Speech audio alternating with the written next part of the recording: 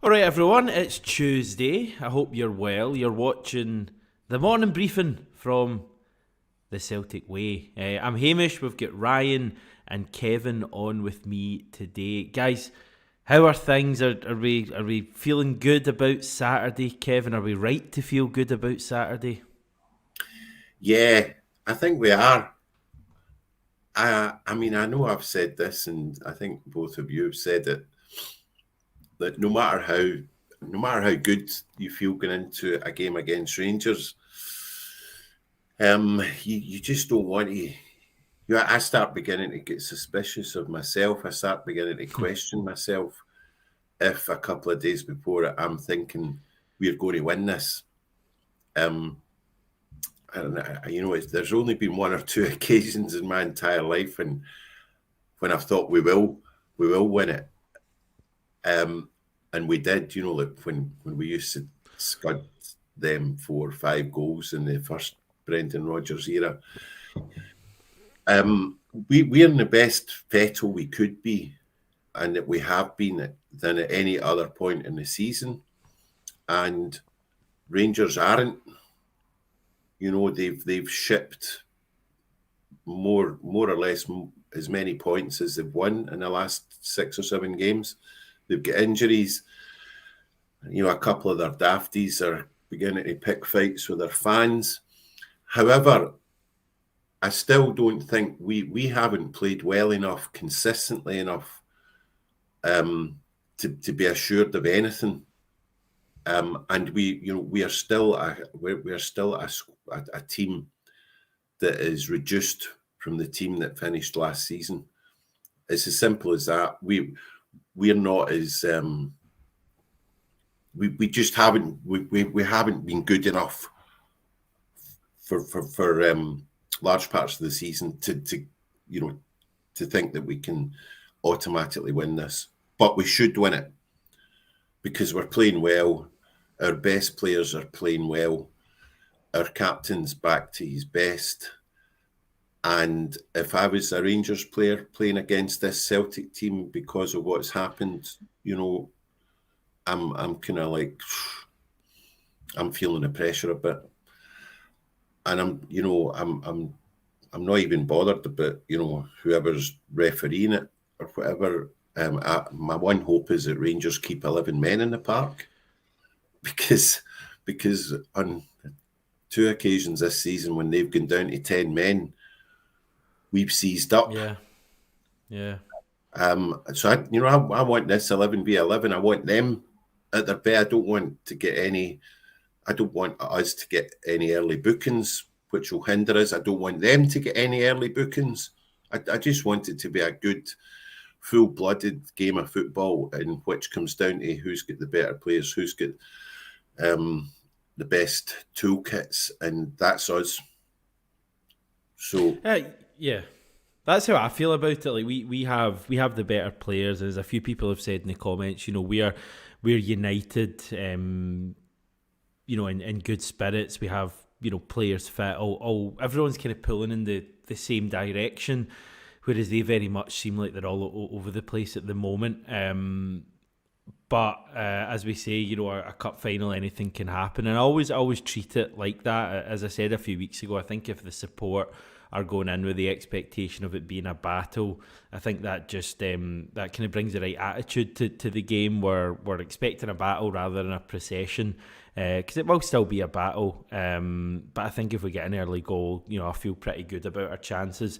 Listen, we're going to chat more about the game on Saturday. We've also got a few other stories that are kind of going on at the moment. Ryan, how are you today? Yeah, things are all good. I've been enjoying the title win, to be honest with you, over the past couple of days. Really enjoying every bit of social media that comes along with that as well. I don't think the same can be said for the other side of the city at the moment. Whenever a Rangers player posts something, it seems to invoke rage and anger, which shows you where the mood music is at the moment with both sides.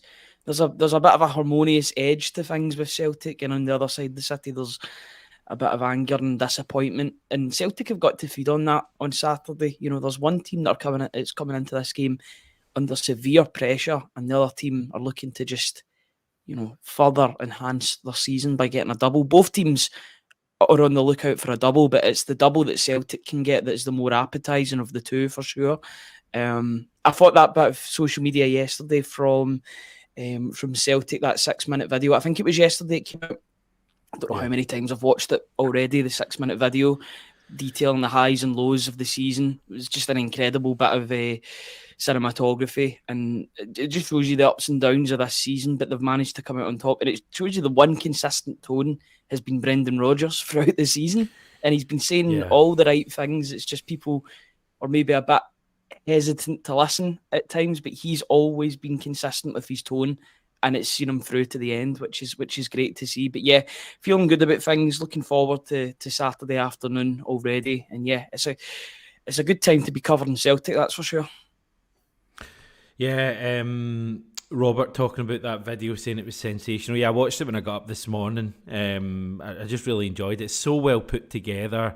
I like the fact that, a lot of the time with these Celtic things, they skirt over the tough times in the season, but that was a big part of our story this season. And I like the fact they went into Brendan Rodgers returning and it being a bit awkward, and they had, the clip from his first press conference and him been fielding questions on coming back.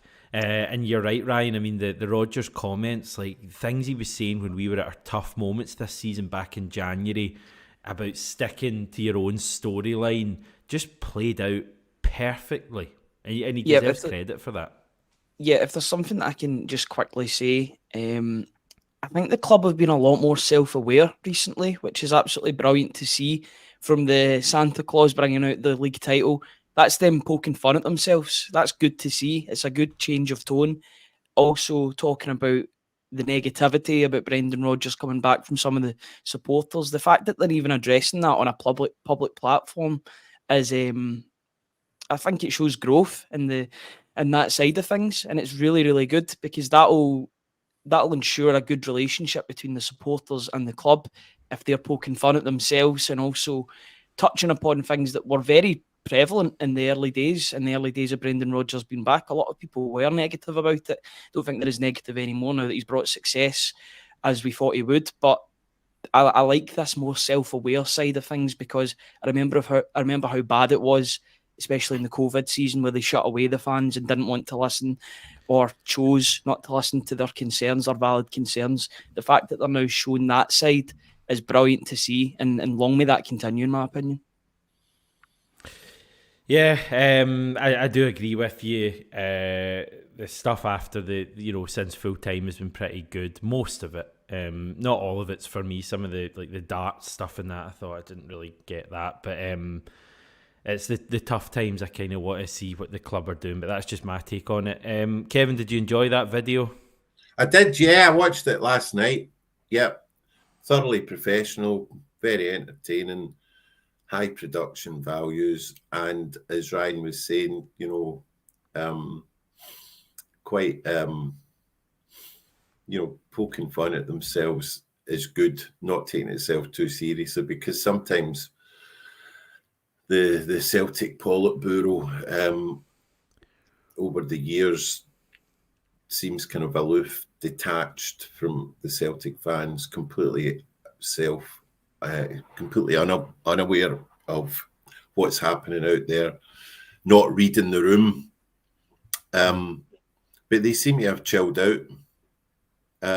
They seem a bit more relaxed, and we're in a really good place. There is a sense of harmony between boardroom, manager, players, support. And it's good to see. Maestro asking what video this is. We wrote our own story, I believe it's called. It's on the official Celtic channel on YouTube, probably on other social media as well. So if you check that out, you'll see it. It's not particularly long, but worth a watch, or 10, I guess. Right, talking of 10, we're 10 minutes in, and I've not even done the sponsor yet. So a big thanks to MPH Boilers and Weissman.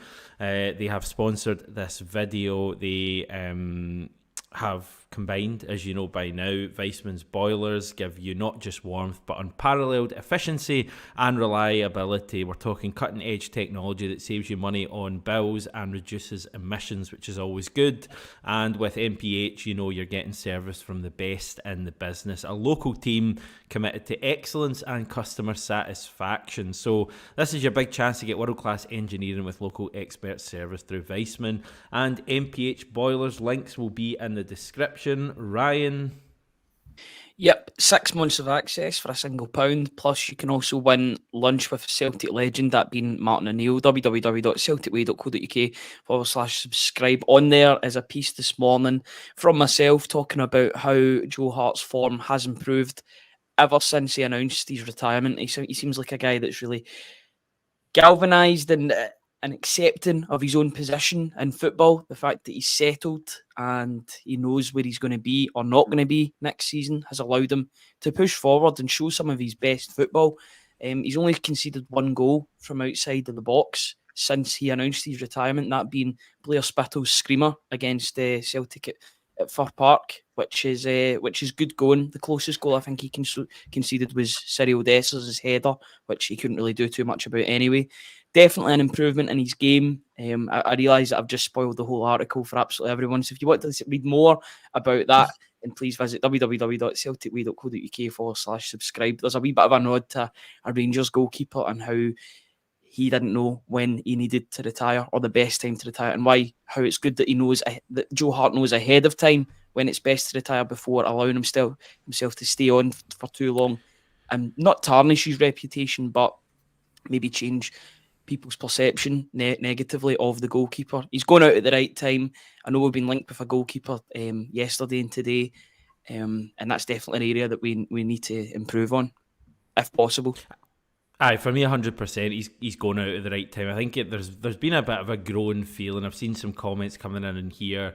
Neil Lennon, Chris Sutton, James McFadden, and Saturday all saying, you're retiring too early. You've got another few years in you. I think he probably does. He could be Celtic's #1 next season, Joe Hart. I think he's got that in him, but I think he's totally right to retire at this stage. Go out on a high, have people remember you really fondly, and as he said, allow someone else the opportunity to have some fun in goals for Celtic. Will that be Koen Casteels, the now former Wolfsburg goalkeeper, who we've been linked with overnight? He has been at Wolfsburg for 9 years. He's been the #1 for 7 of those years, the last 7. He's now left them. He's a free agent. He's an 8-time Belgium international, which is not bad considering Thibaut Courtois is obviously there, and has over 100 caps, I think. Daily Mail, I think, reporting that we've added him to a list of potential replacements. So, is that the kind of pedigree, Kevin, that you think we should be after, a Bundesliga keeper for the last 7 years, or is there another name out there you prefer? No, I think we should be looking, probing professionals in good leagues, playing with good teams, who have seen action. It's slightly different looking for a goalkeeper than an outfield player, because goalkeepers tend to have longer careers. Yeah. For obvious physical reasons. So you're with a goalkeeper, because of the demands of the job and the different nature of the job. Your goalkeepers ripen, get better as they get older. They kind of hit their peak, maybe late 20s, early 30s. Just look at Craig Gordon. Craig Gordon picked up 2 Player of the Year awards in his 30s. The only Scot to win the Player of the Year 3 times. Joe Hart himself. So I'm not looking for, and I don't think the Celtic recruitment team are looking for, a great young prospect with a sell-on value. We're looking for somebody mid to late 20s who's been playing for several years, who's been playing at a top level. I mean, I'm not talking about necessarily the top 4 leagues in Europe, but certainly the top 10 leagues. A Belgian international fits the bill, who knows his stuff, and he's been in and around one of the best international teams of the last 10 years. That's the sort of pedigree we should be looking at. I mean, I know I've also heard talk about Jack Butland because Rangers need the money. He's their one sellable asset, but it's not. It's not going to happen. I'd love to have Jack Butland. I think he's had a great season, but it's not going to happen because there's a convention there. It just won't happen. Yeah. So yeah, and if we're looking at Casteels, that sort of player, I'm happy. Yeah, I mean, we've had a few names come up already, and like we had the fella, I think McCarthy, his name is. Alex McCarthy, yeah. We've had Alex McCarthy, yeah. We've had Etienne Vesen, who plays for Walwick, if that's how you pronounce it, in the Eredivisie. We've had the guy Muric, who's at Burnley, former Man City player. Asmir Begovic mentioned as well. For me, I must admit, I've never seen Casteels play. I've kind of come across his name, maybe, but I couldn't have told you who he played for. I've never actually watched him play to the best of my knowledge, but he seems to me to have like the kind of pedigree you'd be looking for. I think Kevin's right, is different signing a goalkeeper. I think, every other position on the pitch, virtually, you're looking at that kind of 20 to 23-year-old, maybe slightly older, someone with real sell-on, real potential. I think the goalkeeper is such an important position that you want him to be that bit more experienced, and that would actually be, I'm not talking about signing, a 35-year-old, like another kind of Joe Hart. Again, I think you'd look maybe a couple of years younger, but Casteels is 31, Thomas, so I'd say very much he's in his peak years. And probably has a number of them left. Wolfsburg are a big club. You don't hang around in a club like that, in a league like that, for 7 years as a number one if you not get something about you. I watched a couple of his interviews, and they were in a different language, but he seems to have a character about him as well, which I think is important. What do you make of this, Ryan? Yeah, I think character's just as important as his footballing ability. I think they go 50-50. I don't think you can be a wallflower and play for Celtic in goals. You've got to have something about you. I think we found that out the wrong way with Barkas, who was a bit of a timid character. Yes, I know his saves weren't good either, but I think there was a lot of things to do with how that transfer just did not work for whatever reason. There was a lot of variables, but one of the things being that I don't think he had the correct personality to play for Celtic. You need to be a leader on the park when you're at the back. You can go about that differently. I know Craig Gordon went about that differently, but he had authority when he was in the back for Celtic. Fraser Forster had that authority just due to the fact he was 6'6", 6'7". He was an imposing character. Joe Hart speaks for itself. Artur Boric, personality and character. So if he's got that as well as a good goalkeeping ability, maybe good with the ball at his feet as well, you'd presume he'd be good at the ball at his feet if he's played in the Bundesliga for 7, 8, 9 years. You need that in the Bundesliga. That's where Neuer came from. Neuer was a pioneer of playing the ball out from the back. I'm sure Wolfsburg were the same. I'm just watching clips of him just now. Actually, it's just playing on my phone, and he's quite a good shot stopper. I have heard his name before. You look at Belgium's national team, he's always either the second or third choice in there. Courtois, to even have 8 caps is an achievement because Courtois has absolutely dominated that. It's like Neuer for Germany. For Spain, Casillas back when he was playing. It's not that they don't have good goalkeepers behind them. It's just the goalkeeper that's got that metaphorical yellow jersey is just the best in his class. I've heard of this goalkeeper. Unlike the other ones, I actually have heard of this guy's name before. Bundesliga. If you can get him on a free and give him a sizable sell-on fee or signing-on fee, then I think this could work out. I don't see why not. At 31, he might want some trophies in his career. Could see that at Celtic, playing 8 games in the Champions League. I think this, if it is a goer, then it would be a good signing for all concerned. And also, whenever we mention Wolfsburg or others, it's come up before. We think we team. They're not. You know, they're a mid-size tough team. They won the Bundesliga, I think, in 2008 or 2009. At the only time in their history, but that's like a St Mirren or a Motherwell winning. They've got a good pedigree. You know, they've got a good stadium. You know, it's an average size stadium, which is normally full. So, you know, he'll be used to playing in front of a passionate fan base who know their football in a city and in an area that is that knows its football and is passionate about football. Yeah, I think I just look at the pedigree and I think he looks. I mean, I'm not totally blown away by it, but I think it looks like it could be the good fit. It's the first name I've seen we've been linked with in Nets that I've gone, yeah, that's one I'd quite like to see. The talk is he gave an interview with the official Wolfsburg channels at the weekend after his final game, or maybe just before, saying that he's been in contact with a club. He's held initial talks. The chat is that's Anderlecht back in his homeland. However, they had a bad result of the weekend, and it seems like they're not going to be in the Champions League. We obviously are. So if we are in for them, that may swing it, the fact we have Champions League football to offer.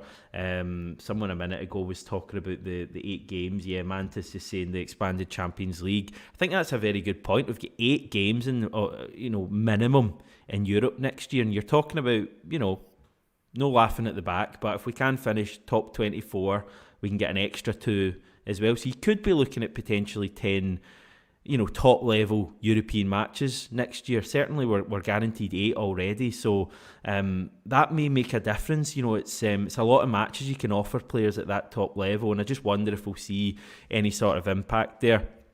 So I'm excited, to see if anything comes of this, but I think we're going to get more names as well. Guys, this just felt slightly different for some reason.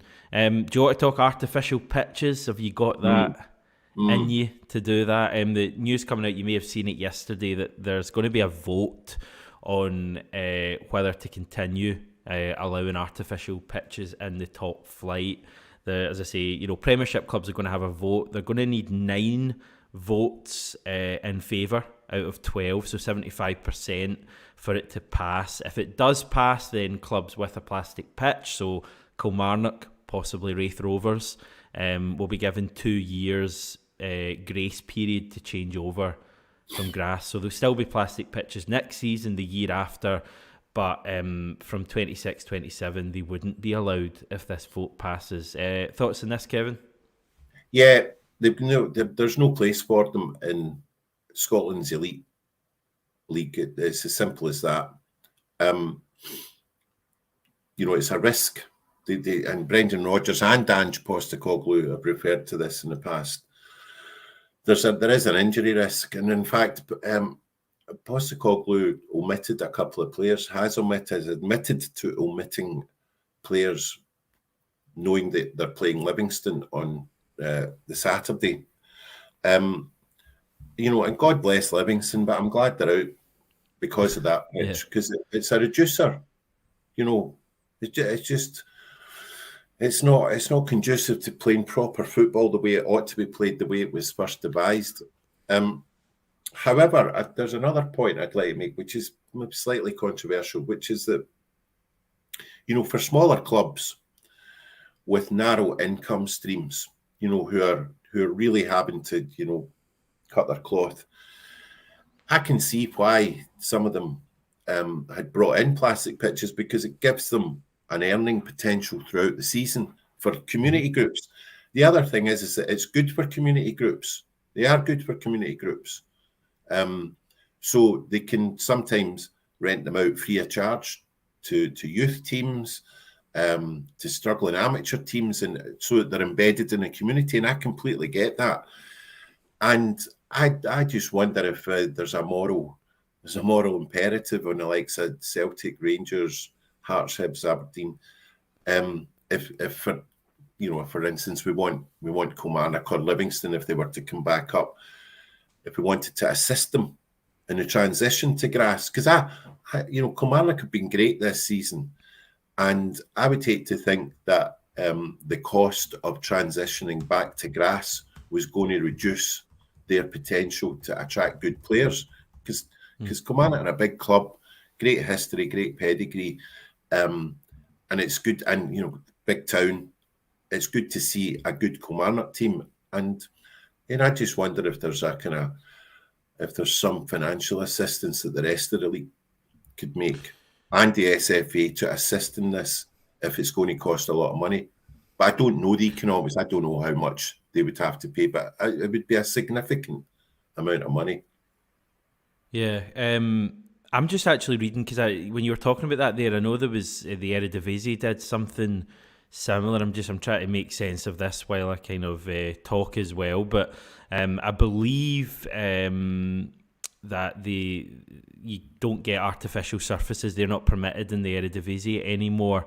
And the clubs who play European football contribute money to non-European participating clubs to help with that. I don't understand totally how that works, because you would think it would be a one-off thing maybe, but maybe there's other costs. Maybe it's making up the shortfall of not having that kind of community stuff going on.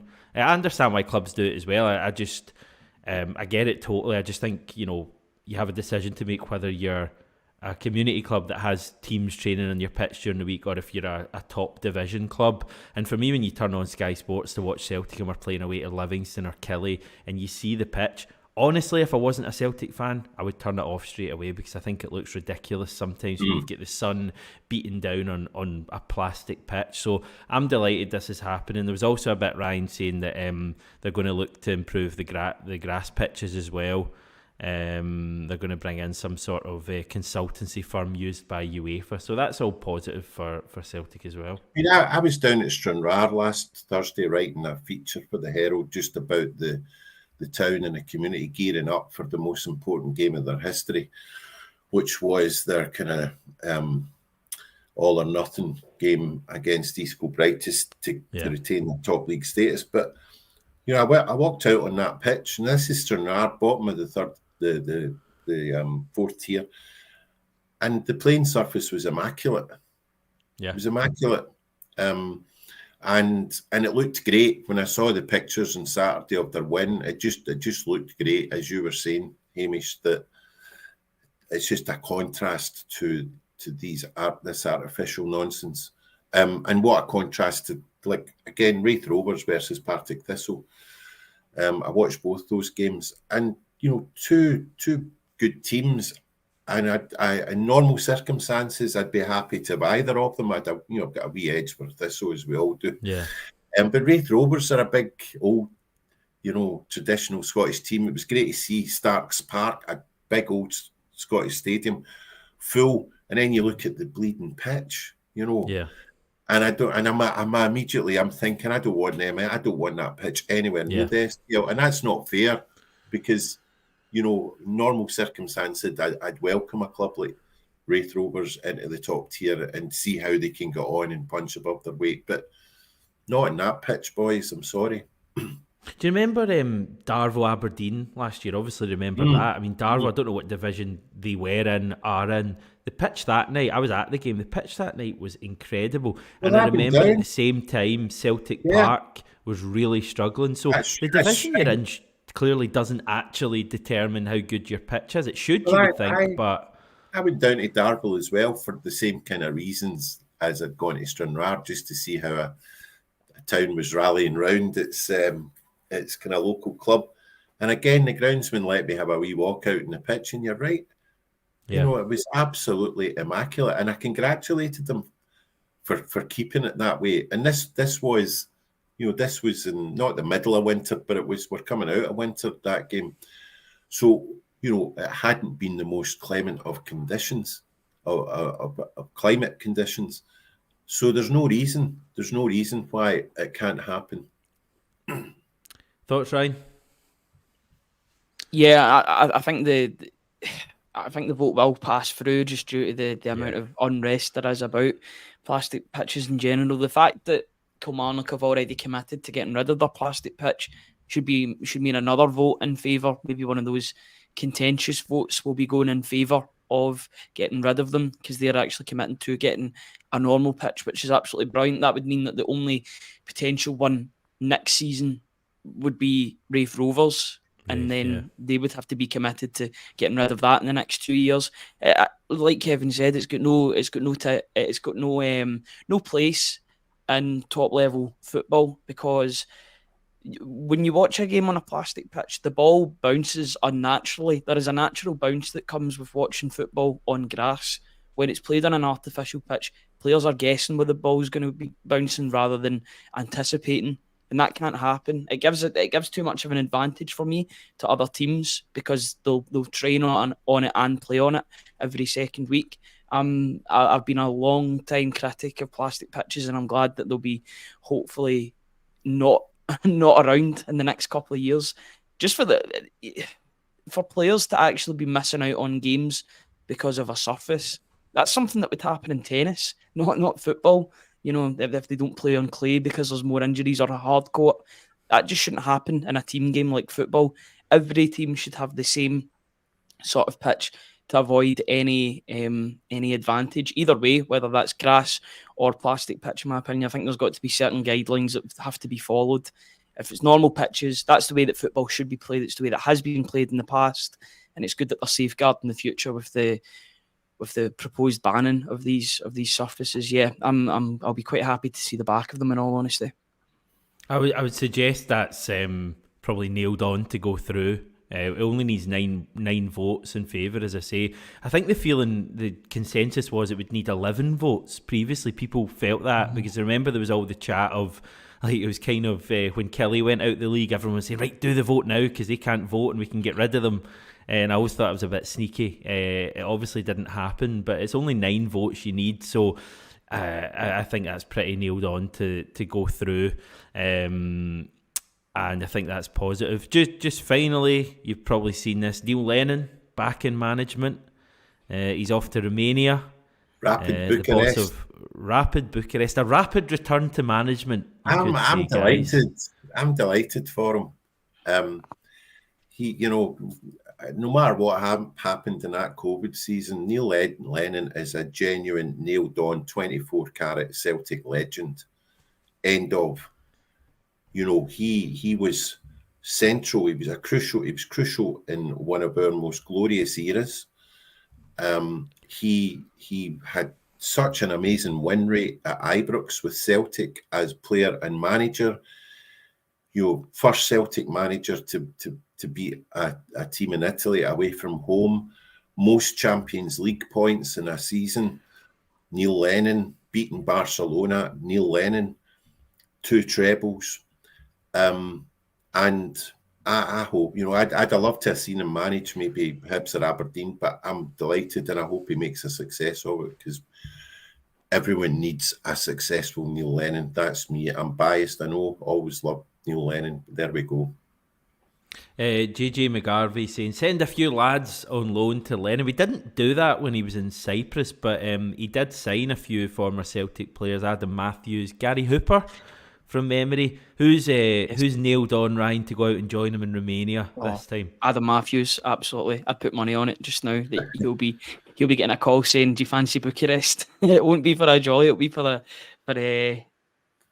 a new he doesn't job. Do jollies. We need to point that out. So that is very true. That yes, absolutely true. He does go into his contacts book. You wonder who else he'll bring in. I'm sure he's got an extensive list of Fraser people that he's Forster. worked with in the past. Yeah, people are actually touting him as coming back to Celtic. I'm like, he's a wee bit too old and he's not as good on the ball. I think that time has passed for him, to be honest with you. But yeah, I'm delighted to see him back in management. Monty's saying. Wow, well, I'd just like to know if James McCarthy's still around, still present at this moment in time. I've not seen him in ages. He wasn't even in the squad picture this year, so I wonder if he's just seeing out his contract at home at this point in time. Leave. Yeah, I hope that Neil Lennon can make a success out of it, because there were some good points to Ammonia and Nicosia. Obviously their Europa League run was good as well. They got some decent results in there. It kind of fell by the wayside towards the end, but I hope he does make a good fist of it and gets his managerial career back on track. The only thing that I think is unfortunate is that you're losing one of the better pundits in the Scottish game because I think Correct. Joe Lennon's one of the better pundits whenever he's on Sky Sports or whatever. You know, when it comes, He brings a time for gravitas. Ryan, you know, when his management career's over, and if you know, I don't know, you know, he'll come back to that, because you're right. You know, he's a very, very fluent observer of the game, and the BBC love using him. So just I think Sky as well, or BT, he's good, because again, that's another thing about Lennon. People who don't know him or who've not met him, haven't listened to him, don't know that he's a very, very switched on, intelligent, bright man with a lot of knowledge of stuff outside of football. He knows what he's talking about. Yeah.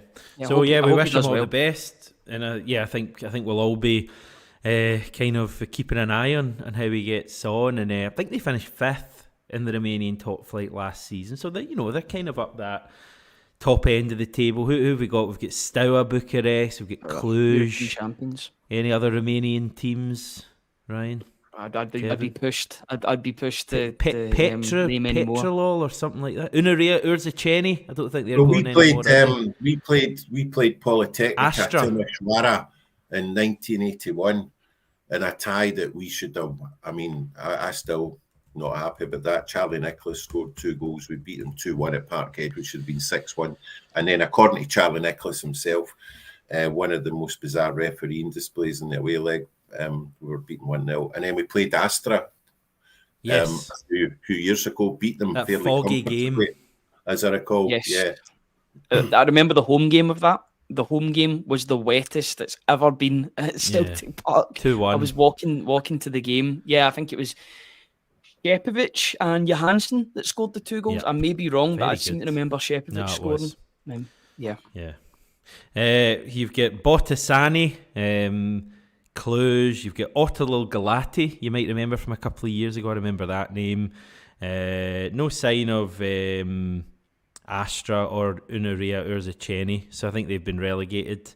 You've got Rapid Bucharest, finished 5th last year. This is riveting chat on Derby Week, isn't it? Talking about the Romanian top flight. Apologies, everyone, for that. But we'll be back to do it all again tomorrow. Kevin, Ryan, thank you very much for your time. Final shout out for this offer: 6 months of access for the Celtic Way for £1. Plus, you could win lunch with Celtic legend Martin O'Neill. Wonderful stuff. Thanks everyone for tuning in, commenting, etc. Speak